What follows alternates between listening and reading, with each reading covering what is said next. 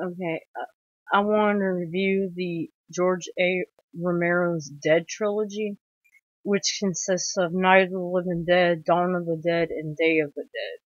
Now, there's three other films, which wouldn't be considered a trilogy, but there's three more films that consist of this franchise, and that's Land, Diary, and Survival of the Dead. But I'm not sure if I want to review them. I might. It's just like they just never really interested me. I have seen them all, but I just want to review the first three ones that most horror fans know, or not most. I think a lot of horror fans know about this trilogy. But the trilogy like that comes to mind for most people. And it's because of current circumstances that it inspired me to want to review this franchise, or this trilogy. And then, of course, the first one is Night of the Living Dead, which came out in 1968 and is directed by George A. Romero. This is the 50th anniversary Criterion Collection version, and this is the 40th anniversary version that was approved by Romero. Because I just want to show, I'm sorry it's hot in here. I want to show that these two versions, because these are like considered the official releases for this movie, because this movie has a history of being part of public domain. Which I mean is that George A. Romero did not have the rights to this movie. I'm not really sure why he never got the rights, probably contracting issues. But say like if you went into a store and you seen like a pack of like a movie set with like 50 horror movies in it, you most likely would find Night of the Living Dead in there. And actually how I first got exposed to this movie and how I first owned it was because I bought a CD with Halloween music on it. Not from the movie Halloween, but the actual holiday. Like, they have those CDs with those, like, creepy music on it and stuff. And it came with it came with the Night of the Living Dead. And that's how I first saw it. Of course, it wasn't in great quality, but yeah, that's how I seen it. So, I just want to get that out of the way. But anyways, so everyone knows the basic plot of this movie is about a group of people that meet up in an abandoned farmhouse and they are overrun by a group of zombies. But in this movie, they're not called zombies; they're actually called ghouls. But yeah, and to get more into the plot, basically, a woman and her friend, or not friend, a woman named Barbara and her brother Johnny go to a cemetery to visit, their parents' graves. They're attacked by a zombie. Johnny dies, and Barbara ends up escaping and running and hiding out in this abandoned farmhouse. She's catatonic throughout the movie.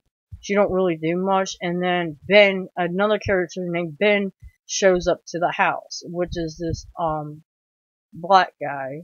I'm not being racist or anything.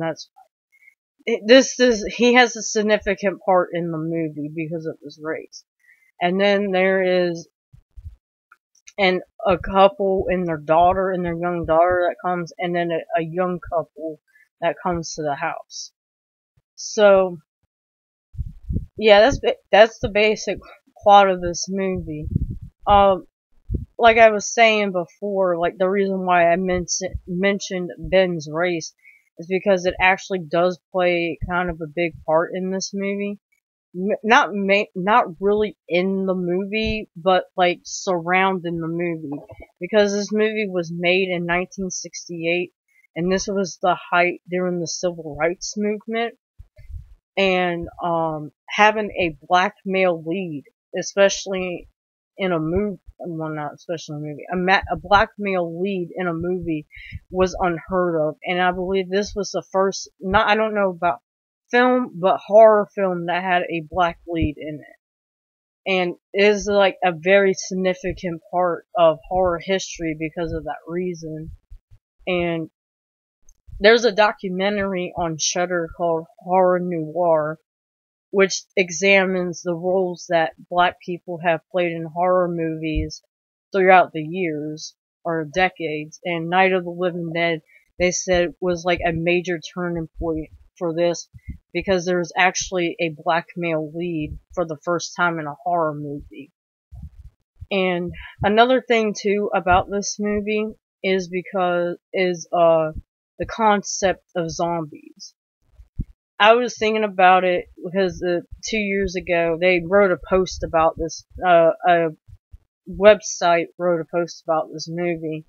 I think it was like the Guardian or the Independent, and they were talking about how, like, you know, there's two different types of zombie movies. Like before Night of the Living Dead, there was the Haitian voodoo zombies, which they were like, you know, they're not dead, but they're like under the influence of mind control and stuff. I'm trying to explain it. It's like, you ever seen Serpent in the Rainbow? That's basically how they were.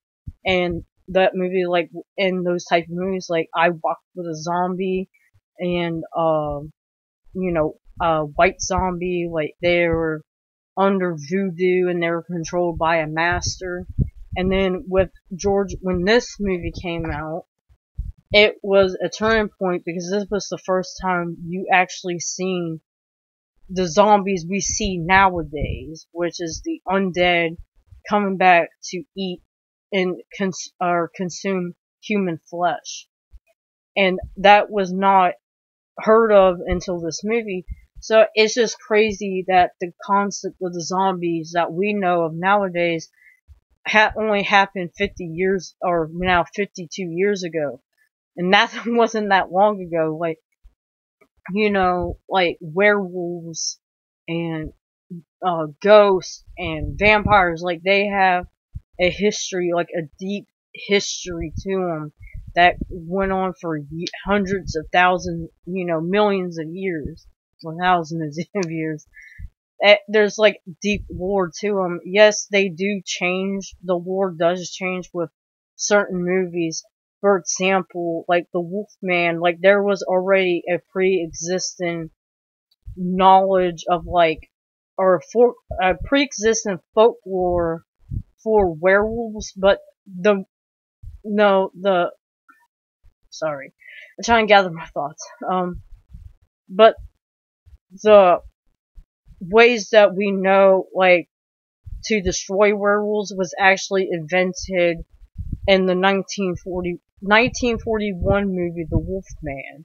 Like, the silver bullet, the full moon, the silver, witch hazel, all that stuff was invented in the Wolfman from 1941. And there was some other one, like vampire folklore, like I believe it was like in Dracula and stuff like that, where they added garlic and like they don't show reflections in mirrors and stuff like that. That's what I meant. And it's just crazy though that the modern concept of zombies that we know came from this movie. And this movie came out 52 years ago, and that wasn't that long ago. I just find that crazy. But yeah, I really do enjoy this movie. It's not my favorite in the trilogy. I'm kind of in the majority. I prefer Dawn of the Dead, and then my second favorite's Day of the Dead. But this one is still a solid movie. Now, there is some issues with it, like, the Barbara character is horrible. She's horribly written, and, like, I'm not that type of person that says, oh, everything, you know, is sexist or racist. Like, as I can look back at movies and understand the time period they were made in. But yeah, the Barbara character In the 1968 version, it does comes off as the very sexist trope of the damsel in distress. She's only like she does nothing. She has nothing to the story. And then in the remake, the Tom Savini remake, I felt was a great improvement because they actually gave Barbara, they made her strong and like she could fight back and actually do shit, unlike in this one. Which that's why I kind of like the remake a little bit better. Like the character's a little bit better.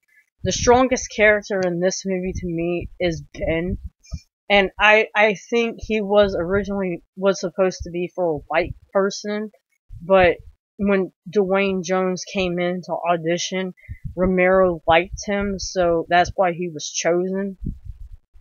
And I believe too that the ending was changed after the Martin Luther King was assassinated.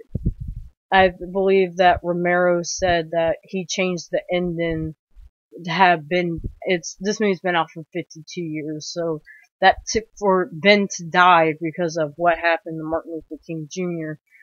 And yeah.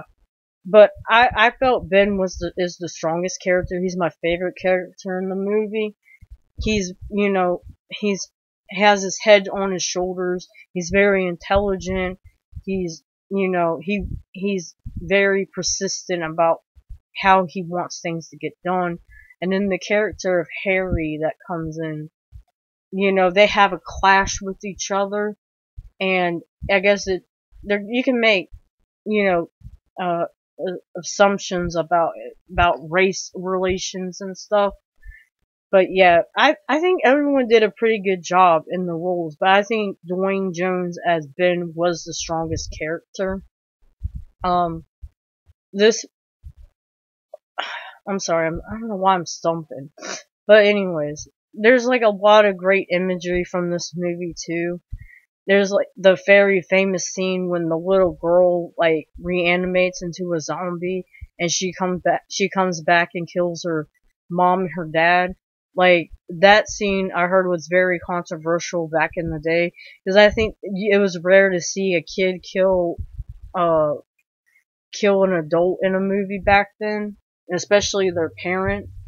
So, but yeah, it was a very iconic scene in the movie. Like, there's a poster of her. She was on, like, the poster, too. But, yeah, she's, like, very iconic. There's also the scene at the beginning and in the cemetery when, Barbara and her brother are attacked. There's also the scene where the ghouls, because they call them ghouls in this movie, they're outside, like, consuming flesh and stuff, and it's, like, really I mean, it's not graphic, like, nowadays. It's not like the stuff you see, like, on Walking Dead or any other zombie movie. But back then, it was pretty shocking. And I'm not sure why they filmed in black and white. I think maybe because the film stock, I believe black and white film was cheaper back then. And also because of how gory it could get in certain scenes. Kind of like what Hitchcock did when he made Psycho. He chose black and white film because some of the scenes would be perceived as gory.